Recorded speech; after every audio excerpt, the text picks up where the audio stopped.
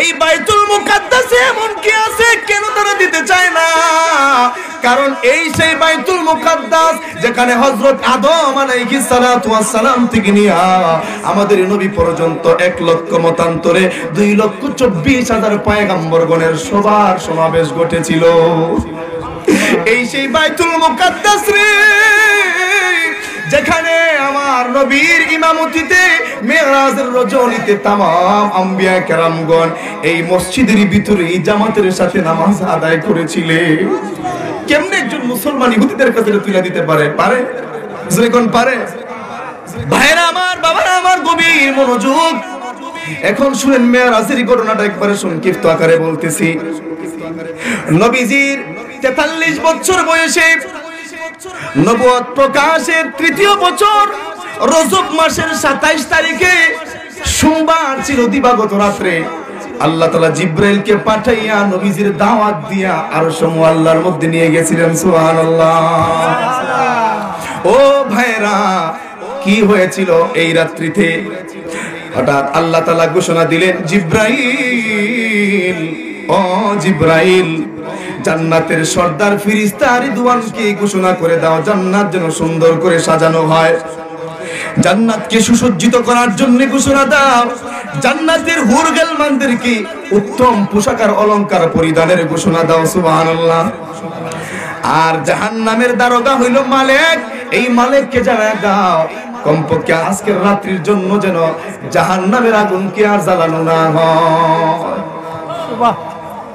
জাহান্নামের আগুন নিভিয়ে দেওয়া হলো। আর জিবরাইল আরেকটা খবর জানায় দিবা, আজকের এই রাতের কারণে এই রাতটা স্পেশাল হতে যাচ্ছে রে। এই রাতের উসিলায় সমস্ত কবরের আযাব যেন বন্ধ করে দেওয়া হয়। সুবহানাল্লাহ। সব কিছু রেডি। এবার জিবরাইল আলাইহিস সালামকে আল্লাহ রাব্বুল আলামিন জান্নাতি সুপার পাওয়ার ওয়ালা একটা বুরাক দিয়া পাঠাইলেন। ওরে জিবরাইল, যাও আমার হাবিবকে বলো আমি দাওয়াত করেছি আসার জন্য। সুবহানাল্লাহ। এবার জিবরাইল আলাইহিস সালাম হুকুম পাইয়া মিকাইল আলাইহিস সালামকে সঙ্গে করে লইয়া ওই বুরাকে চড়ে হযরতে জিবরাইল আলাইহিস সালাম নবীজির কাছে আসলেন। নবী ছিলেন উম্মে হানির ঘরে ঘুমন্ত অবস্থায়। সুবহানাল্লাহ। এই অবস্থায় আয়েশা পাইয়া জিবরাইল কি করবে আল্লাহ কিন্তু সতর্ক করে দিয়েছেন, জিবরাইল রে কোন অবস্থাতেই যেন আমার হাবিবের সঙ্গে বেয়াদবি না হয়। সুবহানাল্লাহ। এত দীর্ঘ সফরে আমার হাবিবকে আমি দাওয়াত করে আনতেছি, কোন অবস্থাতেই যেন বেয়াদবি না হয়, খুব খেয়ালফুল থাকবা। এবার হযরতে জিবরাইল আয়েশা দেখেন পয়গম্বর ঘুমন্ত অবস্থায়। সুবহানাল্লাহ। এখন নবীজিকে যে ডাকবে সাহস পাইতেছে না, আল্লাহ তুই দিকে হুঁশিয়ার করে দিবেন। সাহস পাইতেছে না, কিভাবে ডাকব? সাহস না পাইয়া ডাক দিতে সাহস না পাইয়া জিবরাইলের নুরানি জিহ্বাটা নবীজির কদমের তলায় লাগায় দিছে। সুবহানাল্লাহ। জিবরাইলে হুকুম পাইয়া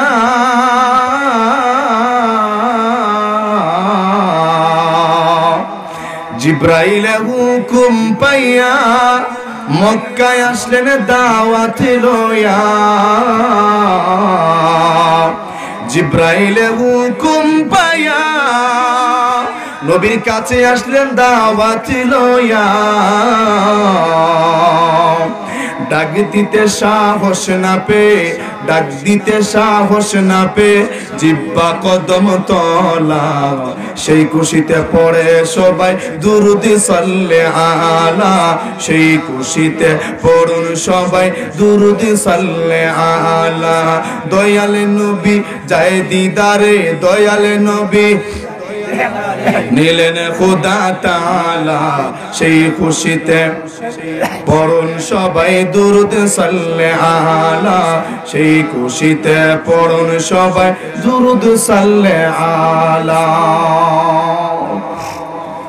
প্রিয় হাজিরিন, জিবরাইল আলাইহিস সালাম নবীজির কদমের তলায় জিহ্বাটা লাগায় দিছে। নবীজি জাগ্রত হইলেন, নবীজিকে উঠাইয়া ঘটনাটা খুলে বলল, ও পয়গম্বর, আল্লাহ চাইতেছেন আপনাকে দিদার দিতে রেডি হন। সুবহানাল্লাহ। নবীজি সাল্লাল্লাহু আলাইহি ওয়াসাল্লামকে উঠাইয়া এই কাবা চত্বরে নিয়ে এসেছে। নিয়ে আইসা এখানে জমজম কূপের পানি দ্বারা সিনাসাক করলো, ওযু করাইলো, করাইয়া নবীজিকে মসজিদে হারামের ভিতরে প্রবেশ করাইলো জিব্রাইল। নবী গো এখানে 2 রাকাত নামাজ আদায় করুন। সুবহানাল্লাহ। নবীজি এখানে 2 রাকাত নামাজ আদায় করে বাহিরে আইসা দেখেন রে নবীজির জন্য বুরাক অপেক্ষা করতেছে। জিব্রাইল ডাক দেয়া কই, ইয়া রাসূলুল্লাহ, ইয়া হাবিবাল্লাহ, ও গো নবীজি, বুরাক রেডি গো, আপনি বুরাকে আরোহণ করুন। নবীজিকে দেখার পর বুরাক লাফাইতেছে। জিব্রাইল আলাইহিস সালাম বলেন, বুরাক লাফাইস না রে, জানোস নি কেডা? বুরাক, আমি তো আনন্দে লাফাইতেছি রে, আমি কত ভাগ্যবান, এই মুহূর্তে তামাম জাহানের রাহমাতুল লিল আলামিন আমার মধ্যে আরোহণ করবে। এবার নবীকে যখন বলা হলো, ইয়া রাসূলুল্লাহ, ইয়া হাবিবাল্লাহ, গো নবীজি আরোহণ করুন। নবী জিব্রাইলকে বলতেছেন, জিব্রাইল রে, এটা কি রে, এটার গতি কেমন? এই বুরাকটা দেখতে ছিল গাধা এবং ঘোড়ার মধ্যবর্তী একটা প্রাণীর মতো, কালার ছিল সাদা, হাদিসে এসেছে এই আকৃতির। ও জিব্রাইল, এটার গতি কেমন? জিব্রাইল কইতেছে, ইয়া রাসূলুল্লাহ, বিজলির ন্যায় গতি। সুবহানাল্লাহ। এই কারণের নাম বুরাক। বারকুন থেকে বুরাক, এটার গতি বিজলির ন্যায়। এবার নবী বলেন, ও জিব্রাইল রে, পৌঁছতে কতক্ষণ লাগবে? বলে, নবী গো, আচ্ছা যেখানে যেখানে স্টপেজ দেওয়ার কথা আছে, আমরা এক একটা স্টপেজ থেকে আরেকটা স্টপেজে নিয়ত করার পরই মুহূর্তের মধ্যে পৌঁছে যাব। সুবহানাল্লাহ। এবার আমার নবী কদম রাখতেছেন না। জিব্রাইল বলে, ইয়া রাসূলুল্লাহ, ইয়া হাবিবাল্লাহ, গো পয়গম্বর, আপনি কেন গো কদম রাখতেছেন না? আপনি কি বুঝতে পারতেছেন না এই মাবুদের দিদার খানা পাওয়ার জন্য হযরত মুসা আলাইহিস সালাম কত কান্না করলো? রব্বি আরিনি, রব্বি আরিনি বলে কাঁদতো। মাবুদ বলতেন, লান তারানি। শেষ পর্যন্ত তাজাল্লি সহ্য করতে পারে নাই, দেখবো কি? ও পয়গম্বর, 7 আসমানকে সুসজ্জিত করা হয়েছে, জাহান্নামের আগুন নিভায় দেওয়া হয়েছে, বেহেশতকে সুন্দর করে সাজানো হয়েছে, পুরুষের মানদেরকে সুসজ্জিত করা হয়েছে। আজকে আপনি যাবেন বলে গো, আরশের দায়িত্বরত ফেরেশতাও কিন্তু আনন্দে উল্লাসিত হয়ে আছে।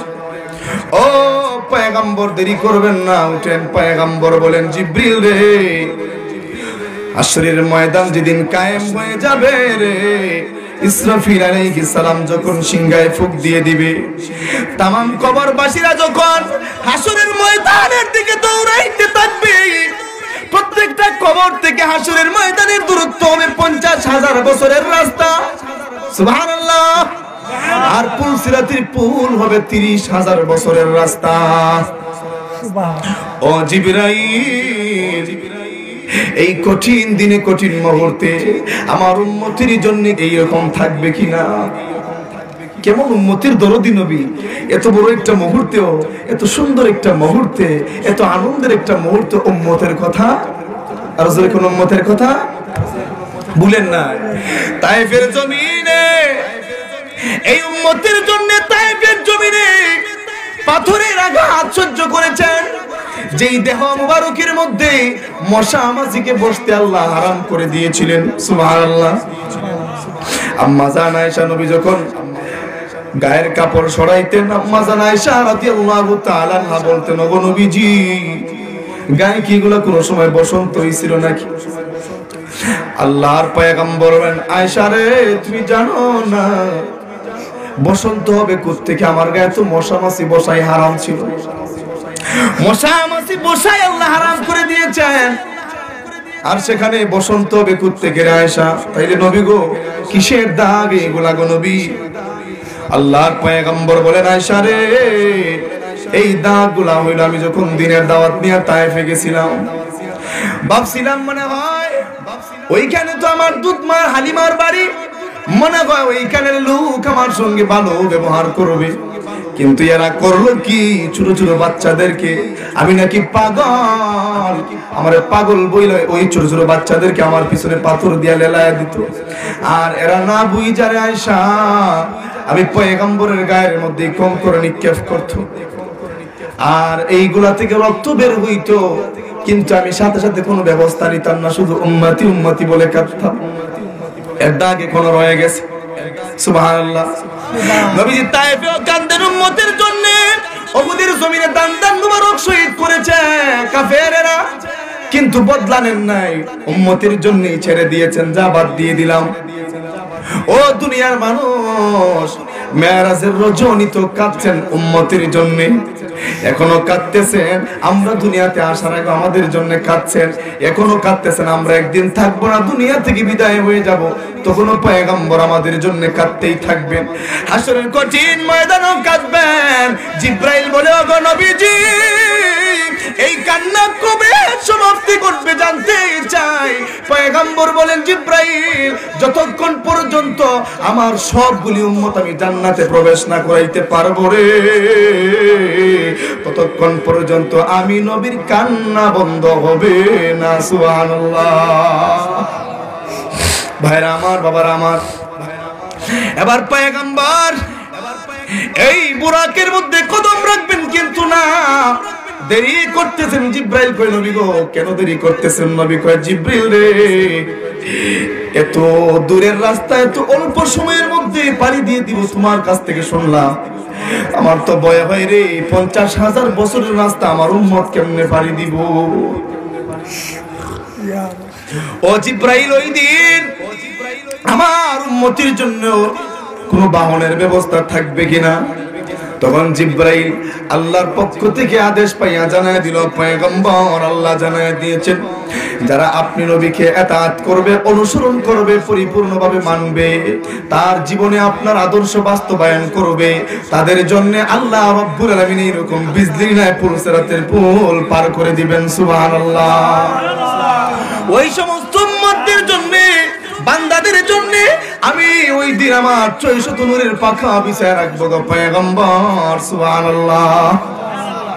কোনো ভয় নাই, চিন্তা নাই, উঠেন, দেরি হয়ে যাচ্ছে। নবীজি তারপরে উঠলেন, উঠার পর এক মুহূর্তেই চলে গেলেন বাইতুল মুকাদ্দাসের এরিয়াতে। সুবহানাল্লাহ।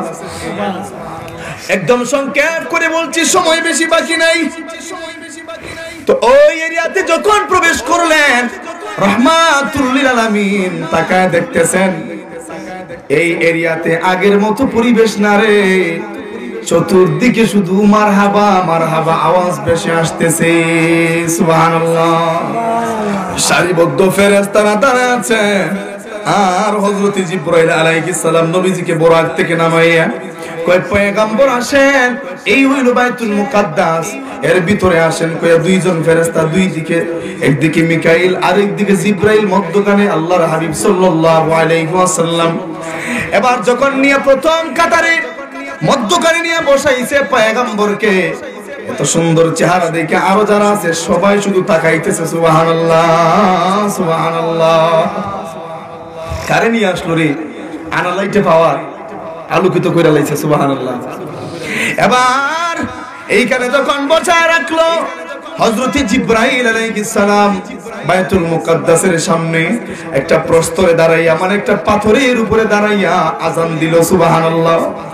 হযরত জিবরাইলের আযানের ধ্বনি শুইনা আসমানের সমস্ত দরজাগুলি খুলে গেল। সুবহানাল্লাহ। কার হুকুমে? আল্লাহর হুকুমে আসমানের সকল দরজা খুলে গেল। আসমানি সকল ফেরেশতা যারা জীবনে কোনোদিন জমিনে আগমন করেন নাই, ওই দিন দয়াল নবীজির উসিলায়, রহমতের নবীর উসিলায় তারাও একবারের জন্য দুনিয়ায় আসার সুযোগ পেয়েছিল। এই ফেরেশতাগুলি আসতে লাগলো, সমবেত হয়ে গেল, আর এই মসজিদের ভিতরে মুসল্লি ভরপুর হয়ে গেল, মাঠ ভরপুর হয়ে গেল। আর দেখা যায় পিছনে মাঠ তো ভরপুর হয়ে গেছে, ময়দান যা ছিল সব ভরপুর হয়ে গেছে, রাস্তাঘাট ভরপুর হয়ে গেছে। ফেরেশতাদের সারি দেখা যায় আসমান পর্যন্ত, দেখাই যাইতেছে। সুবহানাল্লাহ, সুবহানাল্লাহ, সুবহানাল্লাহ। ও ভাইরা রে, এরপরে জিবরাইল আলাইহিস সালাম ভিতরে আসলেন। আয়েশা ডাক দিয়ে বলতেছেন, নামাজ শুরু হয়ে যাবে, কাতার সোজা করেন, নামাজ শুরু হয়ে যাবে, 2 রাকাত নামাজ আদায় করা হবে এই বাইতুল মুকাদ্দাসে। এখন সবাই অধীর আগ্রহে অপেক্ষায় আছে রে, আজকের এই জামাতের ইমামতি কে করার সৌভাগ্য পাবে। পয়গম্বরদের মধ্যে অনেকে আশায় আছেন, মনে হয় আমারে বলা হইব। না না না, হযরত জিবরাইল আলাইহিস সালাম যে নবীজির হাত মুবারক ধরে কয়, ও পয়গম্বর, কার অপেক্ষা করতেছেন, কার অপেক্ষা করতেছেন? আজকের জামাতের ইমাম হলেন আপনি, রাহমাতুল লিল আলামিন। সুবহানাল্লাহ। নবীজি নামাজ আদায় করলেন, নামাজের সালাম ফিরাইয়া তাকায়া যখন দেখলেন বড় বড় বুজুর্গ হলের জামাত, সুবহানাল্লাহ, এরা কারারে জিবরাইল, এরা কারারে। এখানে তো কয়েকজন চিনা চিনা লাগতেছে, হযরত ইব্রাহিম, হযরত মুসা, সুবহানাল্লাহ, মুসা কালিমুল্লাহ, ইব্রাহিম খলিলুল্লাহ, ঈসা রুহুল্লাহ, জলিলুল কদর যে পয়গম্বরগণ আছেন এদেরকে তো আল্লাহ আগেই পরিচয় করায় দিবেন, সুবহানাল্লাহ। ও জিবরাইল, আর বাকিরা কারা? জিবরাইল কয়, ও পয়গম্বর, এই জমিনের মধ্যে আদম আলাইহিস সালাম থেকে নিয়ে আপনার আগ পর্যন্ত যত পয়গম্বর দুনিয়ার মধ্যে মাবুদের দ্বীন কায়েমের জন্য আসছিলেন, আজকে সবাইকে আল্লাহ আপনার মুসল্লি বানায়া পাঠিয়েছেন, সুবহানাল্লাহ, সুবহানাল্লাহ। ভাইরা আমার, বাবার আমার, তো পয়গম্বর সালাম ফিরানোর পরে এখন দেখা যায় গোলাকার হইয়া বৃত্তকারে সবাই বসছেন, সংবর্ধনা দিবেন, সুবহানাল্লাহ। বসার পর আল্লাহর কাছে পারমিশন চাইতেছেন জিবরাইল আলাইহিস সালাম, ও মালিক, কে প্রথম বক্তব্য শুরু করবে? আল্লাহ রাব্বুল আলামিন আদেশ দিলেন পয়গম্বর আদম আলাইহিস সালামকে, সুবহানাল্লাহ। আদম আলাইহিস সালাম দাঁড়াইলেন, দাঁড়াইয়া আদম আলাইহিস সালাম বলতেছেন, পয়গম্বরগণ ভালো করে শুনেন, আমি পৃথিবীতে আগমনকারী প্রথম নবী। আমাকে আল্লাহ মাটি থেকে সৃষ্টি করেছেন, আমার পাথর থেকে সৃষ্টি করেছেন, আমার স্ত্রী হাওয়া আলাইহিস সালামকে। আর শুনো, আমাকে, আমি আল্লাহর শুকর আদায় করছি, আমাকে আল্লাহ ফেরেশতাদেরকে দিয়ে সাজদা দেওয়াইছেন, সুবহানাল্লাহ, সুবহানাল্লাহ। এবং আদি পিতা বানাইয়া আল্লাহ রাব্বুল আলামিন আমাকে সম্মানিত করেছেন, সুবহানাল্লাহ। ইব্রাহিম খলিলুল্লাহ দাঁড়াইলেন, ও উপস্থিতিরা শুনেন, আমি হইলাম ইব্রাহিম, আল্লাহ আমাকে খলিলুল্লাহ উপাধি দিয়েছেন, বন্ধু বানিয়েছেন। আল্লাহর শুকর আদায় করছি, নমরুদের অগ্নিকুণ্ডে আল্লাহ আমার পরীক্ষা নিয়েছেন, কিন্তু শেষ পর্যন্ত আমি বিজয় লাভ করেছি, পরীক্ষার মধ্যে পাস করেছি। আমার জন্য নমরুদের অগ্নিকুণ্ডরে আল্লাহ ফুলের বাগিচা বানিয়ে দিয়েছিলেন, সুবহানাল্লাহ। এইভাবে প্রত্যেকেই উপস্থাপনার পরে সর্বশেষ বক্তব্য দিলেন হযরতে মুহাম্মাদুর রাসূলুল্লাহ সাল্লাল্লাহু আলাইহি ওয়াসাল্লাম, আমাদের নবী, সুবহানাল্লাহ। নবীজি বক্তব্য দিলেন, নবীজি বক্তব্য দিলেন, আল্লাহ তাআলা কি কি নবীজিকে দান করেছেন, নবীজি বক্তব্যের মধ্যে তুলে ধরলেন। নবীজি বলতেছেন, আদম যখন মাটি এবং পানির মধ্যে ছিল তখন আমি নবী ছিলাম, সুবহানাল্লাহ। বলতেছেন, আমি ফখর করতেছি না রে, আমি ফখর করতেছি না। কাউরে দিবেন আল্লাহ খলিলুল্লাহ, কাউরে রূহুল্লাহ, আর কাউরে সফিউল্লাহ, কিন্তু আমাকে আল্লাহ রাব্বুল আলামিন উপাধি দিয়েছেন হাবিবুল্লাহ, সুবহানাল্লাহ। এরপরে হাসরের কঠিন ময়দানে আমার উম্মত জান্নাতে প্রবেশের আগে অন্য কোন উম্মত প্রবেশ করতে পারবে না। আমি নবী জান্নাতে প্রবেশের আগে অন্যান্য পয়গম্বরদের জন্য জান্নাতে প্রবেশ করা হারাম, সুবহানাল্লাহ। এইগুলা বললেন তো সুললিত কণ্ঠে আর মাধুর্যময় ভাষায় বললেন। তখন এই কথাগুলা শুই না হযরত ইব্রাহিম আলাইহিস সালাম সমাপনী বক্তব্য দিলেন। ও উপস্থিতিরা, দেখো ওনার বক্তব্যই প্রমাণ করে উনি যে সর্বশ্রেষ্ঠ নবী, সুবহানাল্লাহ। এখন বিদায় মুহূর্তে সবাই বিদায় দিলেন, উনি আবার আসলেন, আয়েশা বুরাকের মধ্যে চড়লেন। এবার হচ্ছে মিরাজের শুরু। এবার কি, এতক্ষণ ছিল ইসরা, আর এখন হচ্ছে মিরাজের শুরু। মিরাজ মানে কি?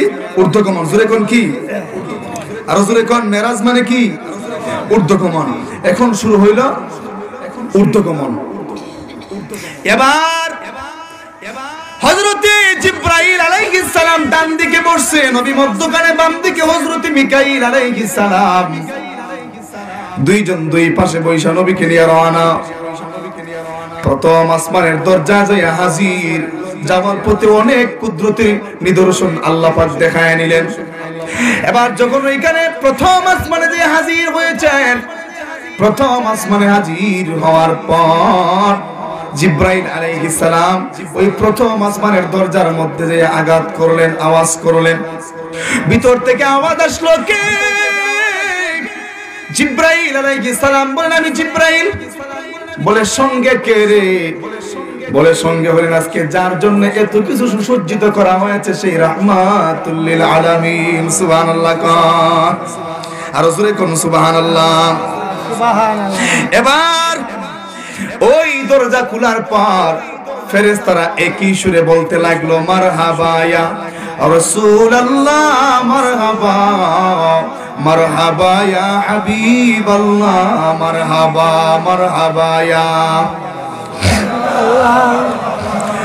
মারহাবা ইয়া হাবিবাল্লাহ, মারহাবা। এবার প্রথম আসমানে গিয়ে দেখা হলো পয়গম্বর হযরত আদম আলাইহিস সালামের সঙ্গে। সুবহানাল্লাহ। আদম আলাইহিস সালামের সঙ্গে দেখা হওয়ার পর সালাম বিনিময় হইল। আদম আলাইহিস সালাম আহলান সাহলান জানায়া বিদায় দিলেন। এরপরে চলে গেলেন দ্বিতীয় আসমানে। দ্বিতীয় আসমানে যাওয়ার পর দেখা হইল হযরত ঈসা আলাইহিস সালামের সঙ্গে। সুবহানাল্লাহ। এরপরে আবার কেউ কেউ বলছেন সেখানে ছিলেন হযরত ইয়াহইয়া আলাইহিস সালাম। এরপরে তৃতীয় আসমানে যাবার পর সেখানে সাক্ষাৎ হয় হযরত ইউসুফ আলাইহিস সালামের সঙ্গে। নবীজি সাহাবায়ে কেরামদেরকে বর্ণনা করেন, সাহাবীরা রে, যখন ইউসুফ তখন তৃতীয় আসমানের দরজা খোলা হলো। তৃতীয় আসমানের দরজা খোলার পরে আমি যেন তাকায়া দেখলাম পূর্ণিমার চাঁদ উদয় হয়ে আছে। সাহাবীরা রে, জিব্রাইল পরিচয় করে দিল পয়গম্বর, উনি হলেন হযরত ইউসুফ আলাইহিস সালাম। চতুর্থ আসমানে গেলেন। চতুর্থ আসমানে সাক্ষাৎ হলো হযরত ইদ্রিস আলাইহিস সালামের সঙ্গে। এখানে ইদ্রিস আলাইহিস সালামের যে ঘটনা আছে, যে ইতিহাস আছে, ওনাকে কিন্তু আল্লাহ জীবন্ত উঠায় এনেছিলেন। এই ইদ্রিস আলাইহিস সালামের ইতিহাস যদি, ঘটনাটা যদি বলি, এরকম 2.5-3 ঘন্টা সময় লাগবে, ওইদিকে যাচ্ছি না। এরপরে পঞ্চম আসমানের মধ্যে যাওয়ার পরে দেখা হয়ে গেল হযরতে হারুন আলাইহিস সালামের সঙ্গে। সুবহানাল্লাহ।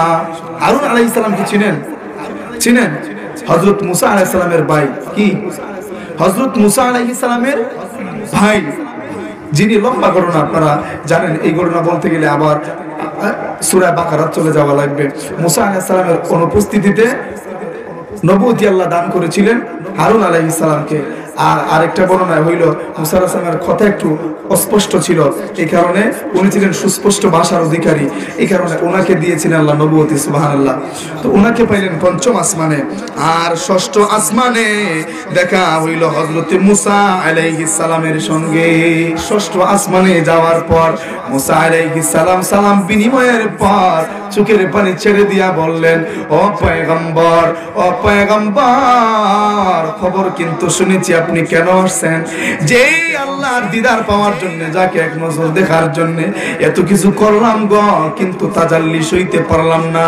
আজকে আপনাকে সেই রব, সেই মাবুদ নিজে দাওয়াত দিয়ে দিদার দেওয়ার জন্য এনেছে। এরপরে সপ্তম আসমানে দেখা হলো মুসলিম জাতির পিতা। মুসলিম জাতির পিতাকে জোরে কোনকে, আরো জোরে কোনকে? মুসলিম জাতির পিতাকে বঙ্গবন্ধু কইতে বইতে তার মুখে দিয়ে আয় না, ওই আদম আলাইহিস সালাম বলে ইব্রাহিম আলাইহিস সালাম। ইব্রাহিম ভাই বলতে চাইছিল ইব্রাহিম আলাইহিস সালাম আইছে আর কি। ইব্রাহিম আলাইহিস সালাম উনি হচ্ছেন মুসলিম জাতির পিতা, যিনি এই মুসলমানদের জন্য, এই ধর্মের জন্য, এই দ্বীনের জন্য আপন সন্তানকে কুরবানি করেছেন। কি করছেন? যদিও কুরবানি দেওয়া লাগছে না, কিন্তু কুরবানি তো আল্লাহর দরবারে কবুল হয়ে গেছে, ঠিক না বেঠিক? উনি বলেন, পুত্র, স্বপ্নে যখন দেখলেন আল্লাহ বলতেছেন প্রিয় বস্তু কুরবানি দাও। হযরত ইব্রাহিম আলাইহিস সালাম অনেক কিছুই কুরবানি দিলেন, কিন্তু আল্লাহ বলেন এখনো হয় নাই, তোমার প্রিয়টা কুরবানি দাও। তো হযরত ইব্রাহিম আলাইহিস সালাম শেষ পর্যন্ত দেখলেন এই পৃথিবীর মধ্যে সবচেয়ে প্রিয় বস্তু হইল রে আমার প্রিয় পুত্র ইসমাইল আমার কাছে সবচেয়ে প্রিয়।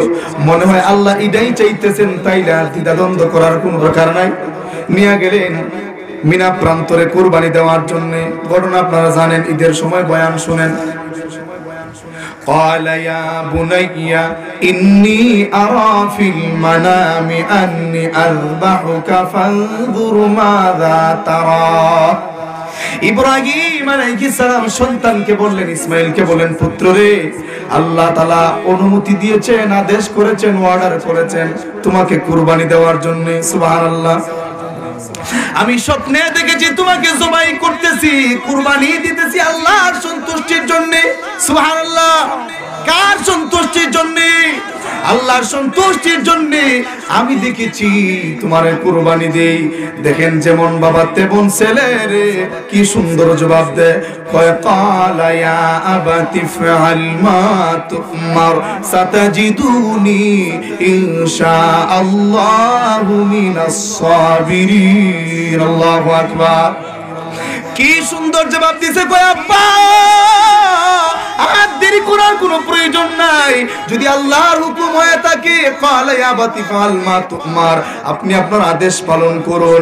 সাতাজিদুনি ইনশাআল্লাহু মিনাস সাবিরিন, ইনশাআল্লাহ আমার ধৈর্যশীল হিসাবে পাবেন আপনি। ছুরি চালায় দেন। সুবহানাল্লাহ।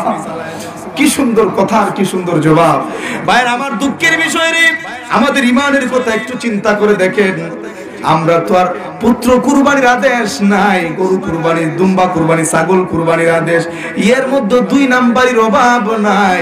দেখা যায় বছর শেষে কুরবানির দাইলে এমন এক গরু কুরবানি দেওয়ার লাগে কিনে আনে রে, এটারে 4 জনে ঠেলাই আটানি লাগে, নিজে আর তো পারে না, প্রতিবন্ধী।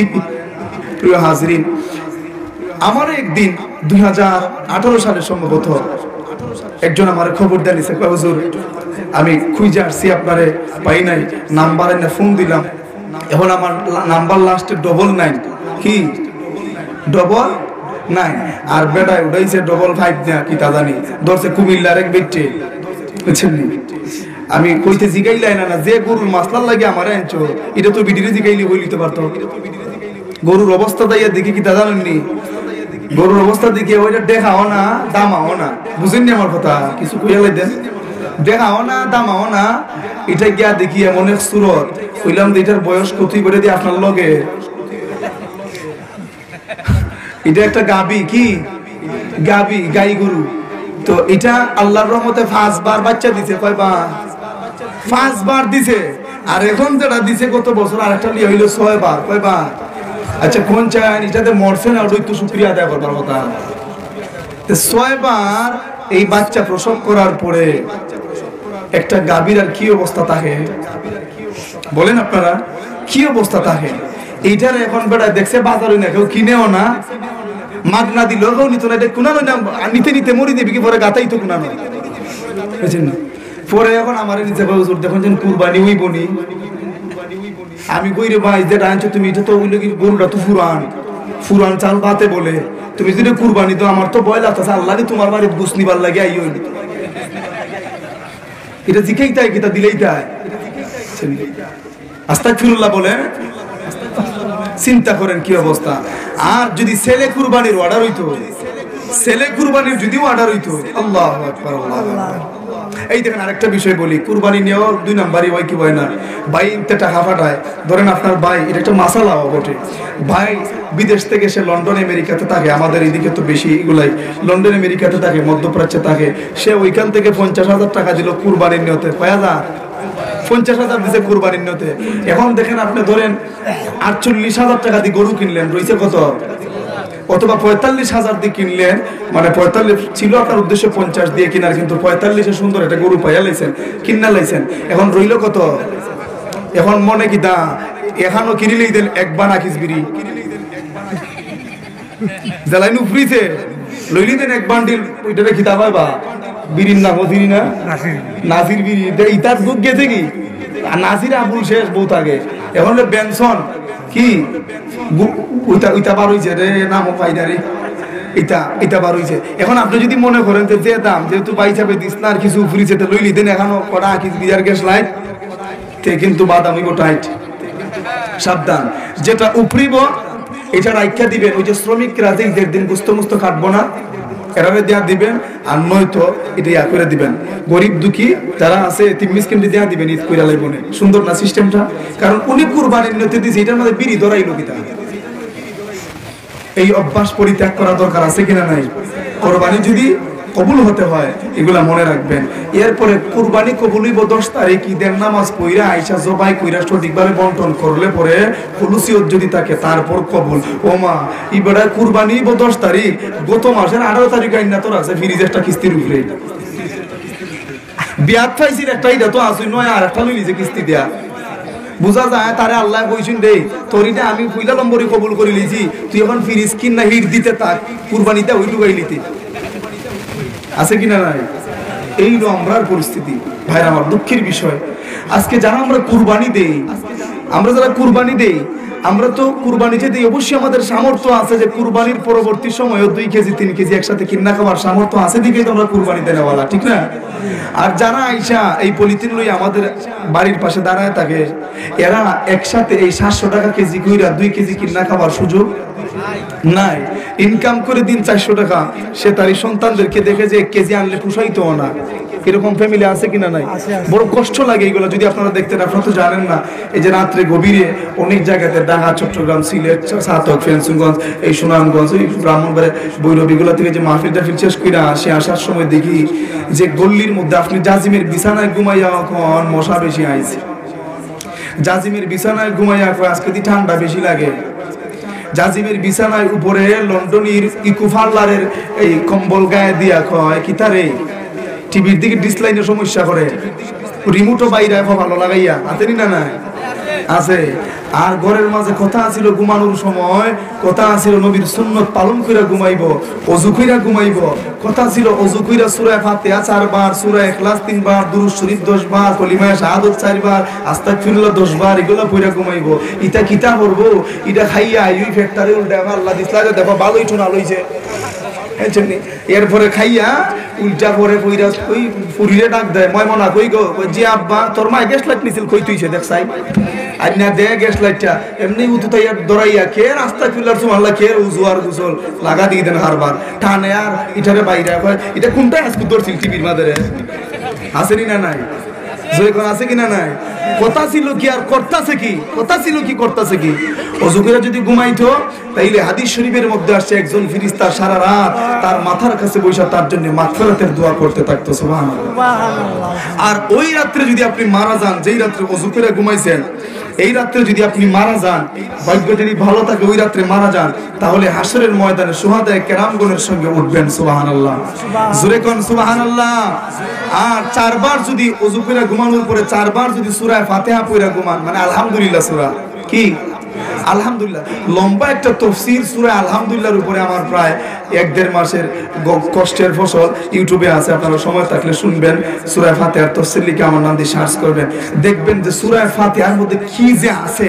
এটারে উম্মুল কোরআন বলা হয়, সূরাতুল ফাতিহাকে বলা হয় উম্মুল কোরআন, কোরআনের মা। এই সূরা ফাতিহাকে বলা হয় সূরাতুশ শিফা, আরোগ্যের সূরা। এই সূরা ফাতিহাকে বলা হয় সূরাতুন নূর, কোরআনের আলো। এই সূরাতুল ফাতিহাকে বলা হয় সূরাতুল হিদায়াহ, হেদায়েতের সূরা। এই সূরাতুল ফাতিহাকে বলা হয় সূরাতুশ শুকুর, শুকরিয়ার সূরা।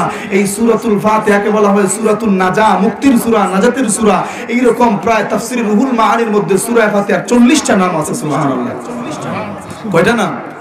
40টা নাম আছে। প্রখ্যাত তাবেঈ হযরত কাবুল আহবার ডাক দিয়া বলেন, দুনিয়ার মানুষেরা রে, এই সূরাতুল ফাতিহা যদি তাওরাত ও ইনজিল কিতাবের মধ্যে থাকতো, তাহলে তাওরাত ও ইনজিলের অনুসারীরা কোনদিন ইহুদি খ্রিস্টানে পরিণত হইতো না। এই সূরার মধ্যে এত বরকত রয়েছে, এই সূরাখানা যদি জবুর কিতাবের মধ্যে থাকতো রে, তাহলে জবুরের অনুসারীরা অর্থাৎ দাউদ আলাইহিস সালামের উম্মতেরা কোনদিন শুকরের বানরে পরিণত হইতো না। সুবহানাল্লাহ, সুবহানাল্লাহ। এই সূরাতুল ফাতিহা নাজিলের সময় অন্যান্য সূরাগুলি যখন নাজিল হয়, তখন শুধুমাত্র জিবরাইল আলাইহিস সালাম আল্লাহর নবীর কাছে নিয়ে আসতেন। কিন্তু যখন এই সূরাতুল ফাতিহা নাজিল হয়, তখন শুধুমাত্র জিব্রাইল আসেন নাই, জিব্রাইলের সঙ্গে আরো ৭০,০০০ নূরের ফেরেশতা মিছিল দিয়া দিয়া নবীজির কাছে সূরা ফাতিহা নিয়ে আসছে। আর জীবনে ইবলিসের জীবনে শয়তানের জীবনে ৪ বার চিৎকার করে করে উচ্চ আওয়াজে কান্না করেছে। এক নাম্বার হইল যেদিন বলা হয়েছিল আবা ওয়াস্তাকবারা ওয়া কানা মিনাল কাফিরিন, যেদিন আল্লাহ অভিশপ্ত ঘোষণা করেছিলেন ওই দিন কান্না করেছিল চিৎকার করে করে। আর যেই দিন আসমান থেকে তাড়ায় দিয়েছিলেন হইল ২ দিন। আর ৩ নাম্বার হইল যেদিন রাহমাতুল লিল আলামিন জগতের মধ্যে আগমন করলেন ওই দিন। ৪ নাম্বার হলো যেদিন রে সূরা ফাতিহা নাজিল হয়েছিল ওই দিন এই শয়তান চিৎকার দিয়ে দিয়ে কান্না করেছিল। তাইলে চিন্তা করেননি এই সূরা ফাতিহা কেন হচ্ছে সর্বপ্রথম পূর্ণাঙ্গ নাজিলকৃত সূরা, মানে এর আগে যত সূরা নাজিল হয়েছে ২ আয়াত ১ আয়াত ৫ আয়াত ১০ আয়াত এইভাবে নাজিল হয়েছে, কিন্তু সর্বপ্রথম এই সূরা ফাতিহায় একসাথে ৭ আয়াত নাজিল হয়েছিল। সুবহানাল্লাহ। এই সূরার মাহাত্ম্য কত হাদিস শরীফের মধ্যে আসছে, হাদিস শরীফের মধ্যে আসছে যে এই সূরা কানা যখন বান্দা নামাজে তিলাওয়াত করে রে তখন আল্লাহর সঙ্গে কথোপকথন শুরু হয়ে যায়। তোরে দেখছি হুজুর যেহেতু চলে আসছে এখানে বসায় দেন আমার পাশে।